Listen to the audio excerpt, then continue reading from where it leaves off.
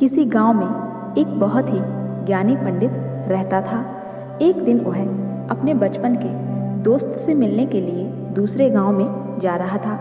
उसका वह दोस्त बचपन से ही गूंगा और एक पैर से अपाहिज था। उस पंडित के गांव से उसके दोस्त का घर काफ़ी दूर था।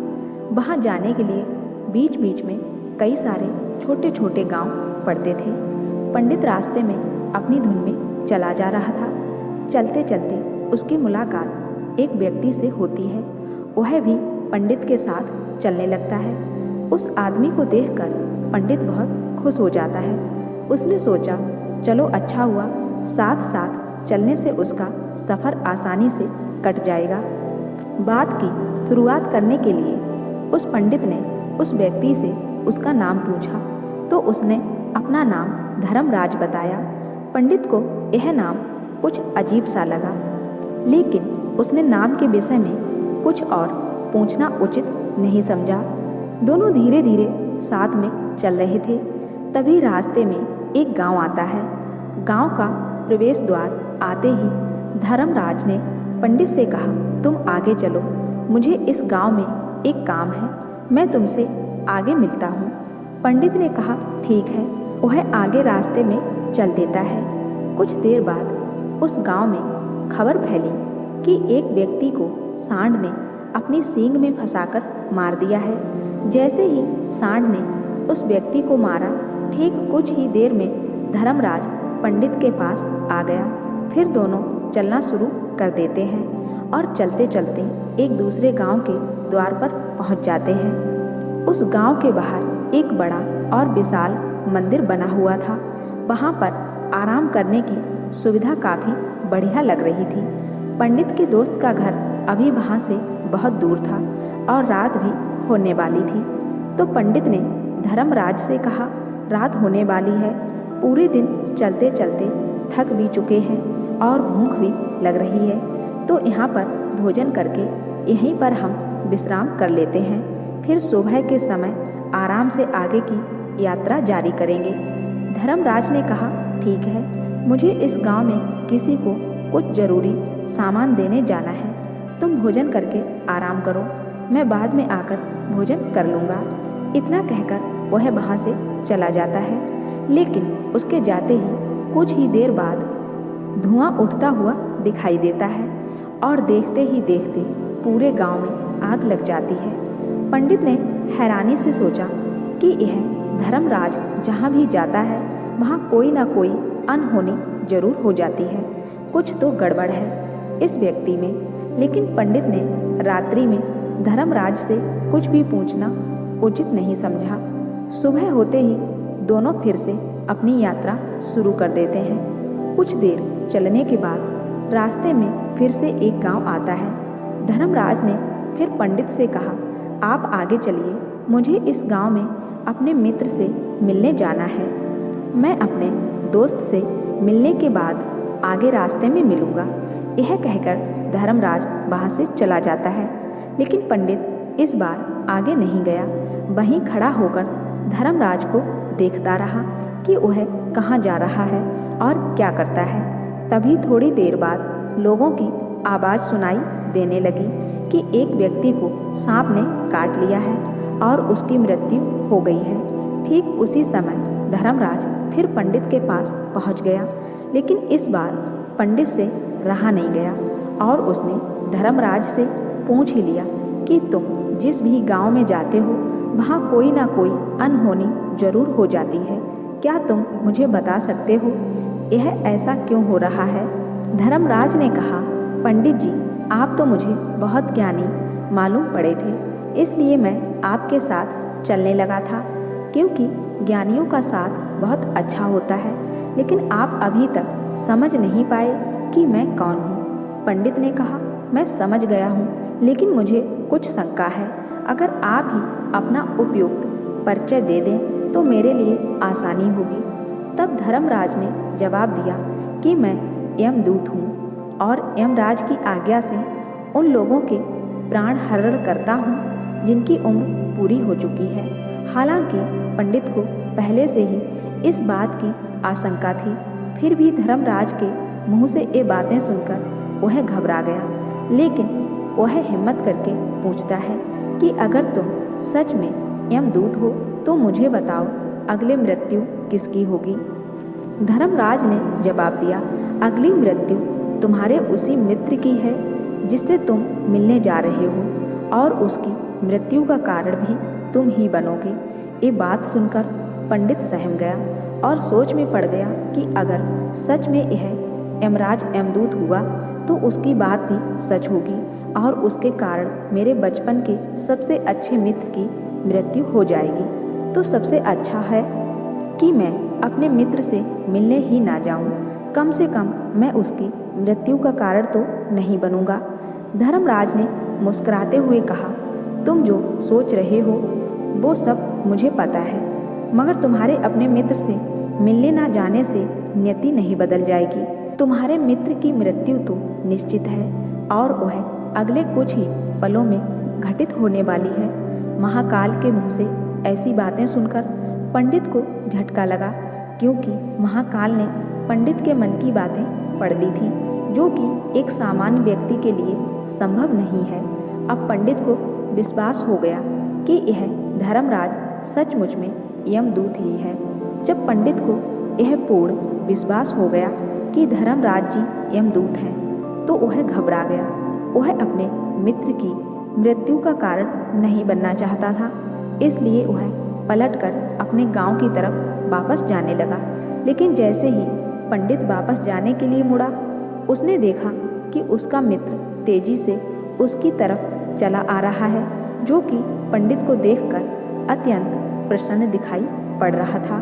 अपने मित्र के आने की गति को देखकर पंडित को ऐसा लगा कि जैसे उसका मित्र काफ़ी देर से उसका ही पीछा कर रहा है, लेकिन वह बचपन से ही गूंगा था और एक पैर से लंगड़ा भी था, इसलिए ना तो वह पंडित को आवाज़ देकर रोक पाया था और ना ही उस तक पहुंच पा रहा था। लेकिन जैसे ही वह पंडित के पास पहुंचा, अचानक ही जमीन पर गिर पड़ा और उसकी मृत्यु हो गई। पंडित हक्का बक्का होकर धर्मराज की ओर देखने लगा, जैसे कि वह पूछना चाह रहा हो कि आखिर क्या हुआ। धर्मराज पंडित के मन में उठ रहे प्रश्नों को समझ गया और बोला, तुम्हारे मित्र ने पिछले गांव में ही तुम्हें देख लिया था और मैं वहीं से ही तुम्हारा पीछा कर रहा था, लेकिन गूंगा और लंगड़ा होने की वजह से वह तुम तक नहीं पहुंच पाया। उसने अपनी पूरी ताकत लगाकर तुम तक पहुंचने का प्रयास किया, लेकिन बुढ़ापे में बचपन जैसी ताकत नहीं होती, इसलिए हार्ट अटैक होने के कारण उसकी मृत्यु हो गई, क्योंकि वह तुमसे मिलने के लिए अपनी सीमाओं को तोड़कर तुम्हारे पीछे भाग रहा था। इसलिए अपने मित्र की मृत्यु का कारण भी तुम ही कहलाओगे। अब पंडित को पूर्णतः यह विश्वास हो गया था कि धर्मराज एक यमदूत है और उसका कार्य जीवों के प्राण हरना है। लेकिन पंडित एक ज्ञानी व्यक्ति था, वह यह भी जानता था कि मृत्यु पर किसी का बस नहीं है, सबको एक न एक दिन मरना ही है। यही सोचकर उसने अपने आप को संभाल लिया, लेकिन अचानक ही पंडित के मन में अपनी मृत्यु के बारे में जानने की इच्छा हुई। इसलिए उसने धर्मराज से पूछा कि जब मृत्यु मेरे दोस्त की होनी थी तो तुम शुरू से ही मेरे साथ क्यों चल रहे थे। यह प्रश्न सुनकर धर्मराज जोर से हंसा और बोला, मैं तो हर पल हर क्षण सभी के साथ चलता हूँ, लेकिन लोग पहचान नहीं पाते, क्योंकि लोगों के पास अपनी समस्याओं के अलावा किसी और व्यक्ति, वस्तु या घटना के बारे में सोचने समझने या उसे देखने का समय ही नहीं होता। पंडित ने कहा, क्या तुम ये बता सकते हो कि मेरी मृत्यु कब, कहाँ और कैसे होगी। महाकाल ने कहा, हालांकि किसी भी सामान्य जीव के लिए अपनी मृत्यु के बारे में जानना ठीक नहीं है, क्योंकि कोई भी जीव हो वो अपनी मृत्यु के बारे में जानकर बहुत दुखी हो जाता है। हालांकि तुम ज्ञानी व्यक्ति मालूम पड़ते हो और तुमने जिस तरीके से अपने मित्र की मृत्यु को सहन कर लिया है, उसे देखकर लगता है कि तुम अपनी मृत्यु के बारे में जानकर भी दुखी नहीं होगे। तो तुम्हारी मृत्यु आज से ठीक 6 महीने बाद होगी। आज ही के दिन किसी दूसरे राज्य में फांसी लगने से होगी। और सबसे हैरानी की बात तो ये होगी कि तुम स्वयं ही खुशी से उस फांसी को स्वीकार कर लोगे। इतना कहकर धर्मराज वहाँ से चला गया, क्योंकि अब धर्मराज के पास पंडित के साथ चलने रहने का कोई कारण नहीं था। इसके बाद पंडित ने अपने मित्र के शरीर का अंतिम संस्कार किया और उसके क्रियाकर्म करके अपने गांव वापस आ गया। लेकिन कोई व्यक्ति कितना भी ज्ञानी क्यों न हो, अपनी मृत्यु के बारे में जानकर दुखी तो होता ही है और मृत्यु से बचने का कोई ना कोई उपाय भी खोजता है। तो पंडित ने भी वही किया। क्योंकि पंडित विद्वान था, इसलिए उसकी पहचान उस राज्य के राजा तक थी। पंडित ने सोचा कि राजा के पास तो कई सारे ज्ञानी मंत्री हैं, वो मेरी मृत्यु से संबंधित समस्या का कोई ना कोई समाधान निकाल ही लेंगे। पंडित यही सब सोचता हुआ राज दरबार में पहुंच जाता है और राजा से सारी घटना के बारे में बताता है। राजा ने अपने मंत्रियों को सारी समस्या बताई और उनसे सलाह मांगी। अंत में सभी ने विचार विमर्श करके कहा, अगर पंडित की बात सही है तो उसकी मृत्यु भी 6 महीने बाद ही होगी। लेकिन मृत्यु तो तब होगी जब वह किसी दूसरे राज्य में जाएगा। यदि वह किसी दूसरे राज्य में जाए ही ना तो मृत्यु ही नहीं होगी। मंत्रियों की यह सलाह राजा को भी सही लगी। इसके बाद पंडित के रहने की सारी व्यवस्था महल में ही कर दी गई और राजा के आदेश के बिना उस पंडित से किसी को भी नहीं मिलने दिया जाता था। लेकिन पंडित कहीं भी आ जा सकता था, ताकि पंडित को ये ना लगे कि वो राजा की कैद में है। लेकिन पंडित डर के मारे स्वयं ही कहीं आता जाता नहीं था। धीरे धीरे महीने गुजरे और पंडित की मृत्यु का समय नज़दीक आने लगा और अंततः वह भी दिन आ गया जिस दिन पंडित की मृत्यु होनी थी। तो जिस दिन पंडित की मृत्यु होनी थी उसकी एक रात पहले पंडित डर के मारे जल्दी ही सो गया, ताकि जल्दी से वह रात बीत जाए और अगला दिन आ जाए, ताकि मृत्यु टल सके। लेकिन पंडित को नींद में चलने की बीमारी थी और अपनी इस बीमारी के बारे में वह स्वयं ही नहीं जानता था। तो फिर राजा मंत्री या किसी वैद्य को इसके बारे में बताने का कोई प्रश्न ही नहीं उठता। पंडित अपनी मृत्यु को लेकर बहुत चिंतित था। वह पिछले कई दिनों से ठीक से सो भी नहीं पा रहा था और नींद में चलने की बीमारी भी तभी होती है जब व्यक्ति ठीक से सो नहीं पा रहा हो। तो उस रात भी पंडित को नींद में चलने का दौरा पड़ा। वह उठा और महल से निकलकर अस्तबल में गया, क्योंकि पंडित राजा का खास मेहमान था। इसलिए किसी भी पहरेदार ने उसे नहीं रोका और ना ही किसी तरह की कोई पूछताछ की। अस्तबल में पहुंचकर वह सबसे तेज चलने वाले घोड़े की पीठ पर सवार होकर नींद में ही अपने राज्य की सीमा से बाहर दूसरे पड़ोसी राज्य में चला गया। इतना ही नहीं, वह दूसरे राज्य के राजा के महल में पहुंच गया। उस महल के पहरेदारों ने भी उसे नहीं रोका और ना ही कोई पूछताछ की। सभी लोग रात्रि का अंतिम पहर होने के कारण गहरी नींद में थे। वह पंडित सीधे राजा के सैन्य कक्ष में पहुंचा, जहां राजा और रानी सो रहे थे। वह पंडित वहीं जाकर सो गया। सुबह हुई तो राजा ने पंडित को रानी के बगल में सोया हुआ देखा तो बहुत ही क्रोधित हो गया। राजा ने पंडित को कैद करने का आदेश दे दिया। पंडित गिरफ्तार हो गया, लेकिन पंडित तो बहुचंका था। उसे तो कुछ समझ नहीं आ रहा था कि आखिर वह दूसरे राज्य में और राजा के सैन्य कक्ष में कैसे पहुंचा। लेकिन वहां उसकी ये सब सुनने वाला कोई नहीं था। राजा ने पंडित को दरबार में पेश करने का आदेश दिया। कुछ देर बाद उस पंडित को दरबार में लाया गया। पंडित को देखते ही राजा इतना आग बबूला हो गया कि उसे फांसी पर चढ़ा देने का हुक्म सुना दिया। फांसी की सजा सुनकर पंडित कांप गया, लेकिन फिर भी थोड़ी सी हिम्मत जुटाकर राजा से बोला, महाराज, मैं नहीं जानता कि मैं राजमहल तक कैसे पहुंचा। मैं यह भी नहीं जानता हूं कि आपके सैन्य कक्ष तक मैं कैसे पहुंचा। और आपके महल के किसी पहरेदार या सैनिक ने मुझे रोका क्यों नहीं, लेकिन मैं इतना जरूर जानता हूँ कि आज मेरी मृत्यु होनी थी और वो होनी भी जारी है। राजा को यह बात थोड़ी अजीब लगी। उसने पंडित से पूछा, तुम्हें कैसे पता कि आज तुम्हारी मृत्यु होनी है? राजा के इस प्रश्न के जवाब में पंडित ने पिछले 6 महीने का सारा वाकया राजा को सुना दिया और बोला, महाराज, मेरा क्या किसी भी सामान्य व्यक्ति में इतना साहस नहीं कि वह राजा के सैन्य कक्ष में राजा रानी की उपस्थिति में वहाँ पर सो जाए।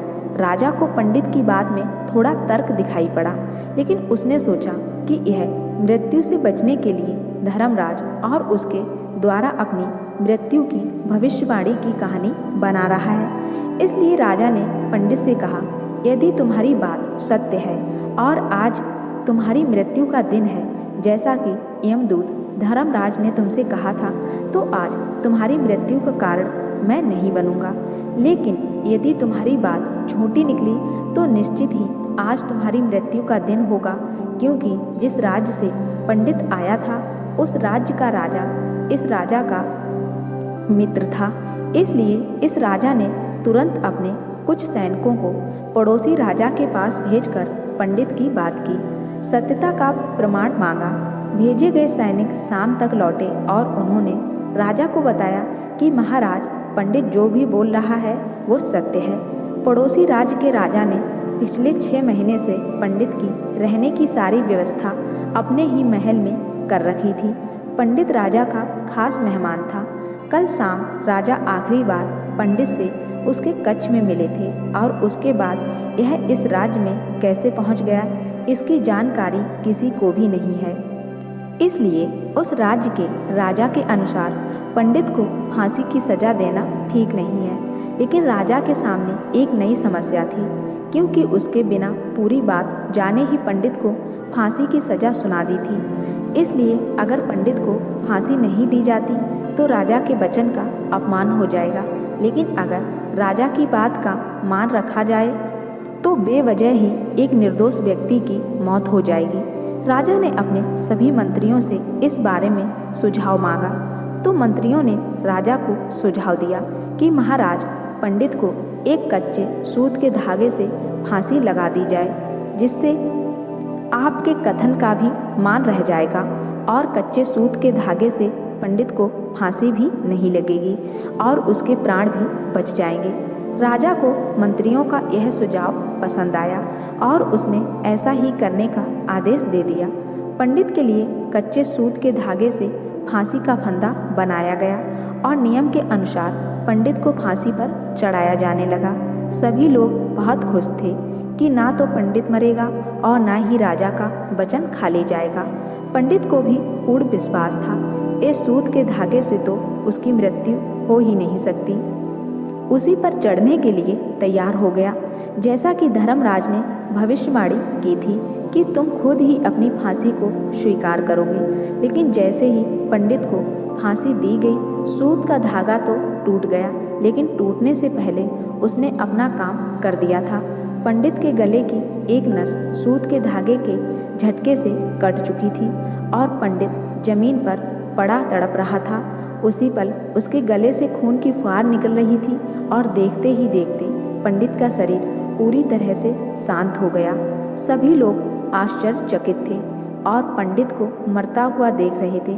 किसी को विश्वास नहीं हो रहा था कि कच्चे सूत के धागे से भी किसी इंसान की मृत्यु हो सकती है, लेकिन घटना तो घट चुकी थी।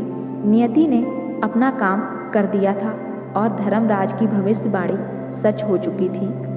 तो दोस्तों, शायद इसीलिए भगवान ने हमें भविष्य जानने की क्षमता नहीं दी है, ताकि हम अपने जीवन को ज़्यादा बेहतर तरीके से जी सकें। और यही बात उस पंडित पर भी लागू होती है।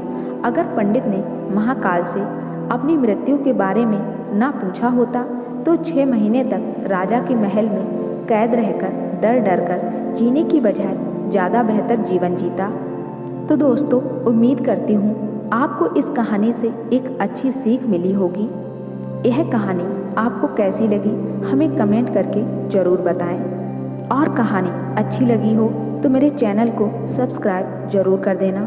साथ ही बेल आइकन को प्रेस करके ऑल पे क्लिक कर देना, जो ऐसी ही खूबसूरत कहानी आपको मिलती रहे। और इस वीडियो को अपने दोस्तों के साथ शेयर जरूर करें, ताकि उन्हें भी इस कहानी से कुछ सीख मिल सके।